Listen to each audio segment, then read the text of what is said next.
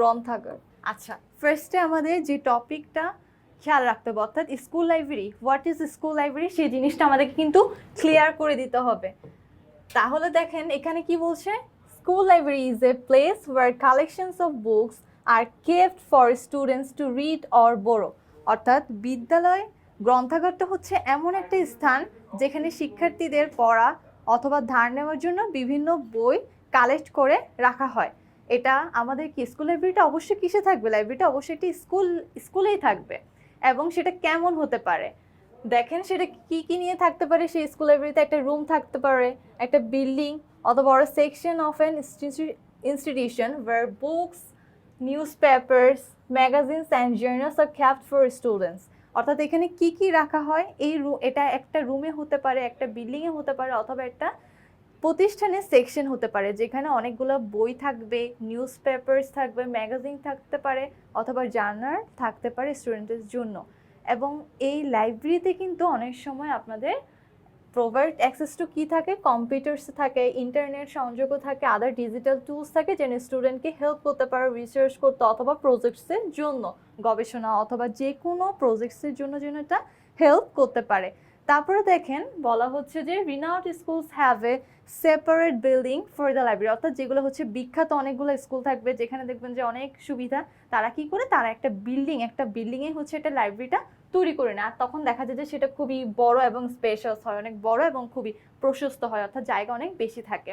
তারপরে সেখানে আমাদের স্কুল লাইব্রেরিতে কি থাকতে পারে, নাম্বার অফ বুক শেলফস থাকতে পারে, চেয়ার্স, ব্রড টেবলস ইত্যাদি থাকতে পারে। এবং এখানে আমাদের স্কুল লাইব্রেরিতে হচ্ছে বইগুলা প্রত্যেকটা টপিক ওয়াইজ আমাদের শেলফসে রাখা হয়, ঠিক আছে। অর্থাৎ আপনার কি কি বইগুলা বিশেষ করে আপনি পেতে পারেন, সেখানে থাকতে পারে history, geography, Bangla, English literature, economics, religion, science, philosophy etcetera. এই স্টুডেন্টরা কি করতে পারে, তাদের ইচ্ছা, আগ্রহ ইত্যাদি ভেদ করে বা অনুযায়ী তারা হচ্ছে তাদের বইটা সংগ্রহ করতে পারে। এবং মনে করুন যে অনেকে বুঝতে পারতেছে না যে আমার এই বইটা কোন জায়গায় রাখা আছে, তাদেরকে সাহায্য করার জন্য আমাদের স্কুল লাইব্রেরিতে কিছু লাইব্রেরিয়ান থাকে যারা তাদেরকে সাহায্য করে থাকে, এবং কোন বইটা তারা খুঁজছে তারা তাদের খুব ইজি ওয়েতে খুঁজে দেন। এবং লাইব্রেরিতে খুব কি করা হয়, খুবই একটা কনজিনিয়াল atmosphere to help readers concentrate.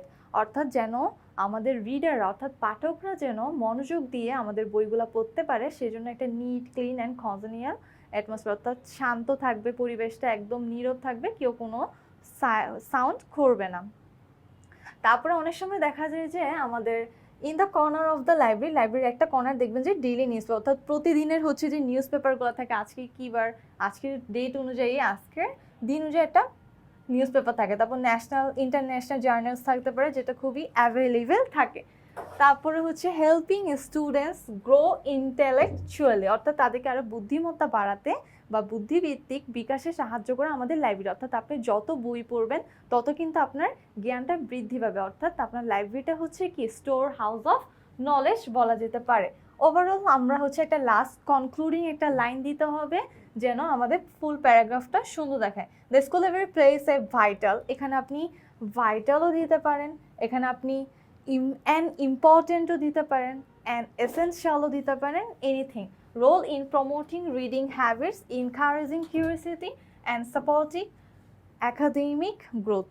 অর্থাৎ এই বিদ্যালয়ের পাঠাগার আপনার পাঠ্যাভ্যাস গড়ে তোলার, কৌতূহল উৎসাহিত করার এবং একাডেমিক উন্নয়নের জন্য একটা গুরুত্বপূর্ণ ভূমিকা পালন করে থাকে।